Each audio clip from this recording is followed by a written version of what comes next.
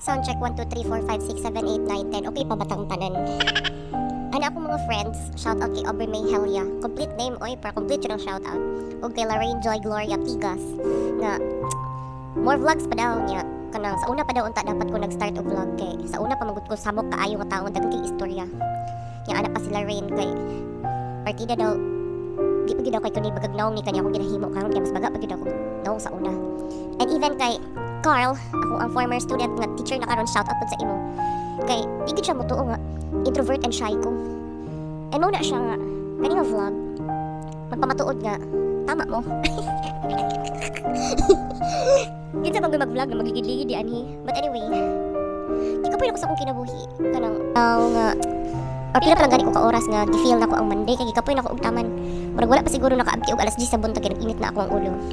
Unya, ako yung i-rebut, no? Ang point ni Carl nga dili ko na di siya mudawat ba na siya question nga sure ka ma'am, introvert ka ma'am, sure ka ma'am nga shy ka.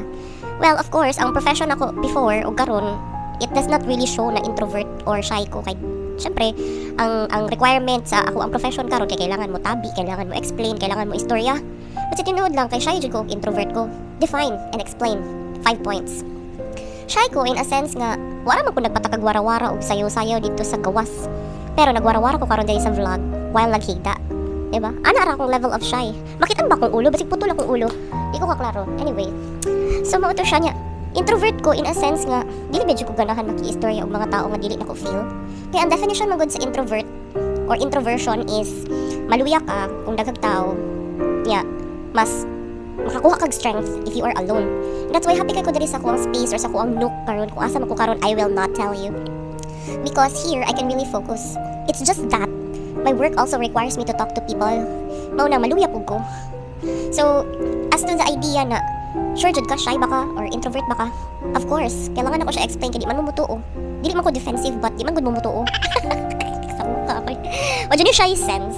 But diba, ako ara yung point kay, even my comeback friends could testify. When I say comeback friends, shout out kay Ram Christian Casid, kay Raylin Andal, kay Donna Bonneville Tarle, and kay Venus Lovern Villarta, mga classmate na ako nga. Kauban ako na nga taktak sa Network Batch 2007, shout out. O lagi. So kato siya, kanang saksi sila. They can attest na sa una, pag high school, hyper ko, kiat ko, ana. Pero, can you say, makaingon ba mo nga ang extroversion is simply because may kiat ka or hyper ka? Di ba siya bot pasabot nga mao ganang gusto ra ko mo istorya kay dili ra ko gusto na mahimong awkward ang situation? Ana good. Okay, kung karon nga edad sa akong kinabuhi, kung karon na partes kong kinabuhi atong hisgutan, ako adyong panindigan ang ako ang pagka-shy og introvert because I really don't want to small talk. I really don't want to talk to people who don't add up. Char, English.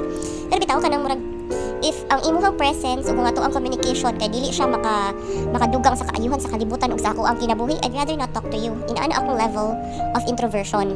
Unya, kani ako mga comeback friends, comeback kay taud-taud pud mi nag-istorya kay nang gawas man silang Pilipinas tapos ang uban nagminyo.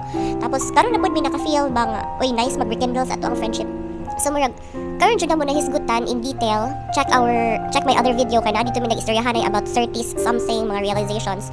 Paingon jud mi karon nga 30s na among edad kay mapili na lang jud mi kung kinsa ang mga tao. We choose our battle mo na ilang ginaingon, we choose our battle, we choose our small talks. We even don't have to explain. For example, sa una mag-explain ta nga nung dili ta katambong. For example, if invited ka into something, ay sorry dili ko katambong kay blah blah blah paragraph form. But right now, actually kay kanang if mo ingon og sorry dili ko katambong kay nakakommit ko into something else, okay na siya, dawat-dawat na siya. Murag okay, dawat-dawat because that's life. That's 30s. Kanang naalang jud kay mga times na dili jud di mo feel ang usa ka butang himuon but it does not feel nga dili po di mo feel ang tao. Ano good? Are you feeling me? So mo to siya kanang ana man sila padayunon kuno na akong ginahimo o nya nga di man sila motuog shy ko nya pagtuo man gyud nila baga kog nawong, well then let this be the explanation and the testimony. Bahala na mo o motuo ba mo o dili nga ako anang gyud unta kay kanang wala kanang unta ko magkita ta somewhere no motuo na gyud mo na introvert ko. What do you sense? Bye oy.